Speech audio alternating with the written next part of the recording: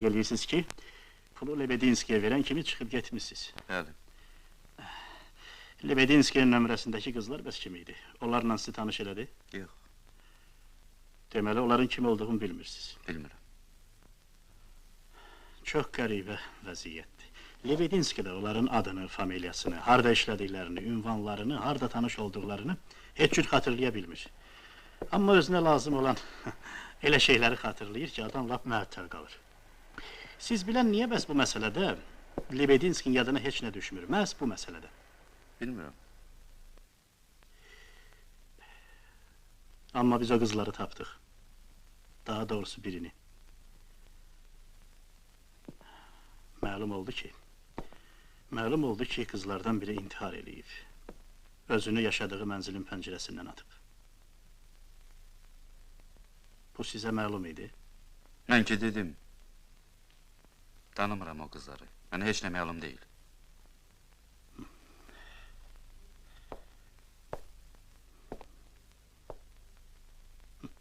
Qəribədir. Qəribədir. Neynək, davam eləyək. Demək belə. Çox təəssüf ki, həmin qız Lebedinskinin Riga mehmanxanasındakı nömrəsinə getdiyiniz gün özünə qəsd eləyib. Siz qızla nömrədə görüşəndən təxminən 2 saat sonra. Mən o qızları tanımıram. Lebedinskiyə pulları verən kim Amma özünə qəsd eləmiş. Ruta Baladesin rəfiqəsi ifadə verir ki, Ruta sizlə gedib. Siz əvvəlcə ondan qonşu otağa keçmişsiniz. Sonra da onu evlərinə ötürməyə getmişsiniz.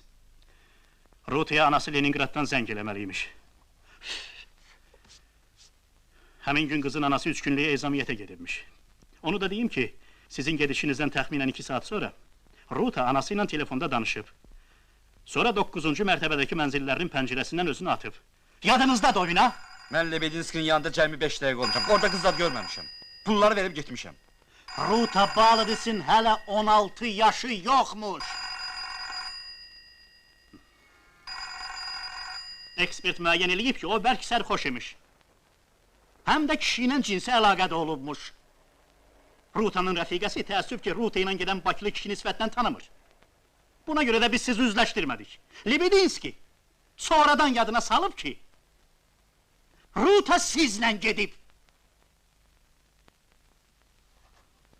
Amma andaman eləyir ki, Rutanın özünü öldürməsi barədə heç nə bilmir. Mən yenə təkrar eləyirəm. Mənim heç kəsin ölməsindən, ya özünü öldürməsinə xəbərim yoxdur. Pulları Lebedinskiyə verib çıxıb getmişəm.